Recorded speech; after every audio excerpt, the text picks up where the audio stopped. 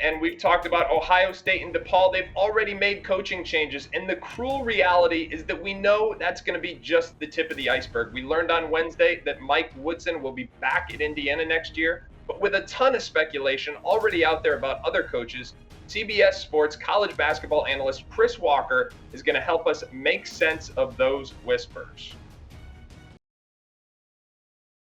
Chris, thanks so much for joining us. I got a little game I want to play with you here today. Uh-oh. I'm going to tell you, Coach. I'm going to tell you the program. I want you to tell me if the seat is hot, meaning they're in a lot of trouble.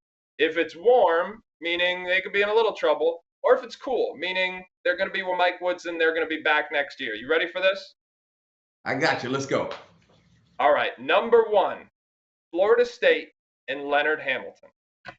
Oh my goodness, that's a good one right there, Adam. You're already getting me nice and warm here. You know what? I'm going to say Leonard Hamilton right now. It's got to be a little warm, Adam. Here's the deal. He's 75 years old. They've done a tremendous job of bringing in pros. You know, think about it. He's one of those guys that's been a stalemate of the ACC, an elder statesman, done a tremendous job. But the last few years, it's been pedestrian at best. People know about Scotty Barnes. They know about some of the pros that they've had there, but it hasn't been good the last few years. And Leonard Hamilton has been, again, a coach who's done a tremendous job at Miami, Oklahoma State. But now, I don't want to say it's ageism that he's getting a little old at him. Is at the end of the day, things are just changing. The shifting of the Hubert Davises, of the John Shires of that league, it's just looking a little bit different. And when you add in the transfer portal, which they haven't been lucky at, you add in NIL, things are just looking a little bit different in a place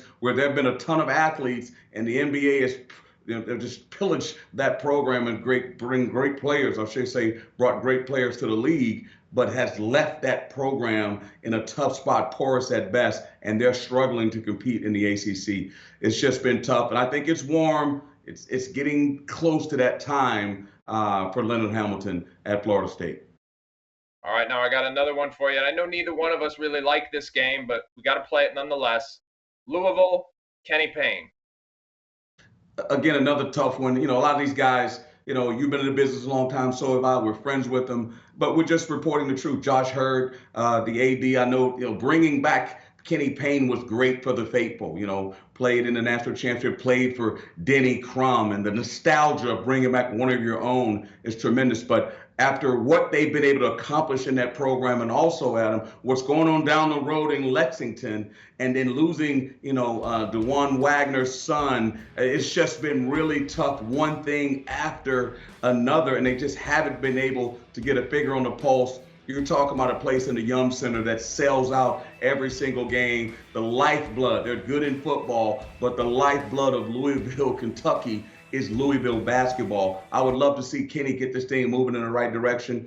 As I mentioned before about Leonard Hamilton, unfortunately, freshmen don't get it done. You have to find a way to find some pieces in the transfer portal. And I might add, when you hire someone like Kenny Payne, who's never been a head coach, you have to ask yourself, is this a situation where you got to win right away? It wasn't a handover situation. It wasn't much talent there. Or you got to give him the time to do what he did at Kentucky, do what he did at Oregon, and build talent. And then you have to hope that the coaching piece comes later. And it's just what the commitment to the university is. You want to give him time to grow as a head coach, or do you want to judge him based on trying to build the program? It's tough. These guys get paid a lot of money. They got to put their big boy pants on. And I might add, he's in a tough ACC conference, which doesn't make it easy.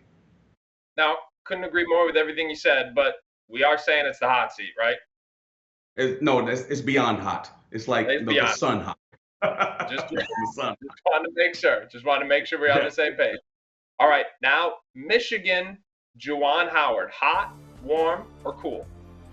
You know, I'm going to say warm, but only because, again, you're talking about a guy who's been to an Elite Eight, National Coach of the Year, been to a Sweet 16. You know, the heartfelt part of having a heart problem this year and overcoming it. Phil Martelli being the elder statesman on the staff, taking over, losing Kobe Buffkin, a pro, losing his son Jet Howard to the NBA, losing Hunter Dickinson to the transfer portal. Again, nothing that any other of these other programs at a high level don't have to go through. But this is Michigan.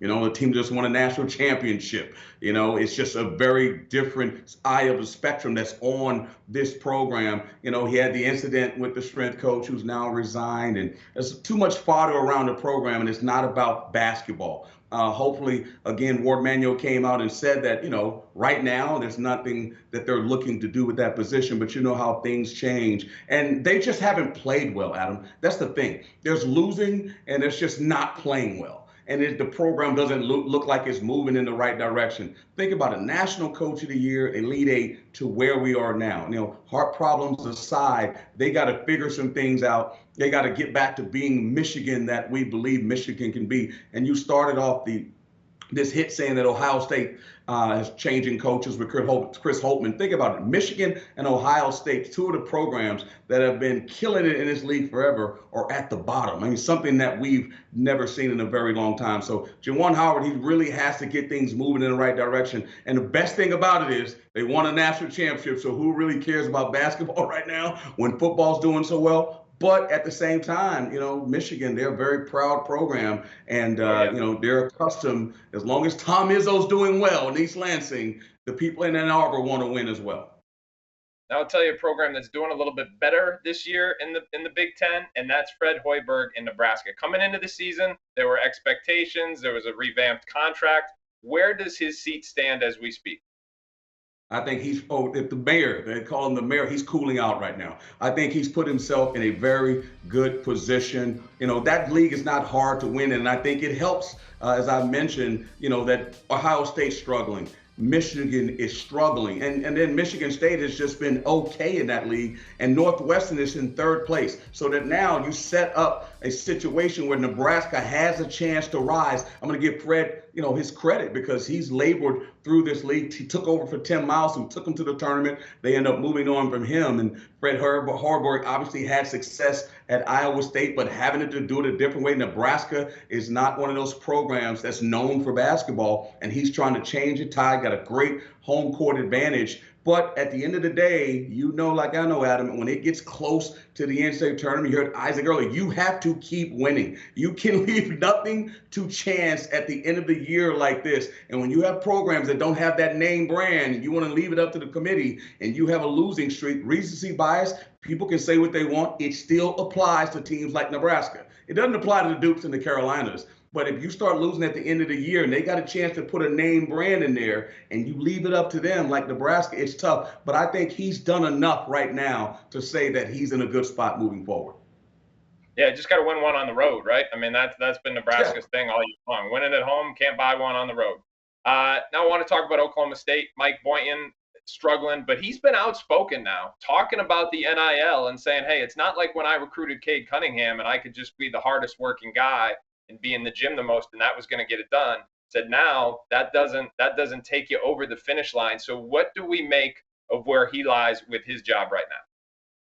Hot, it's just he's in a tough spot, and the other thing is I think the COVID, the investigation with Lamont Evans that particular year, he had a chance to go to the NCAA tournament as well, so that's not helpful. You had to hire Cade Cunningham's brother to get that player, and it worked out well, but it has not worked out well since. And now you add some of these teams like the BYUs and the Houstons to the Big 12 and in Central Florida and Cincinnati, and they have all outperformed him as well. It just has not looked good. It's trending in the wrong direction. Mike is a really good man, but at the end of the day, it's about wins and losses. Oklahoma State, a proud program, lots of money, lots of resources, got to get it done.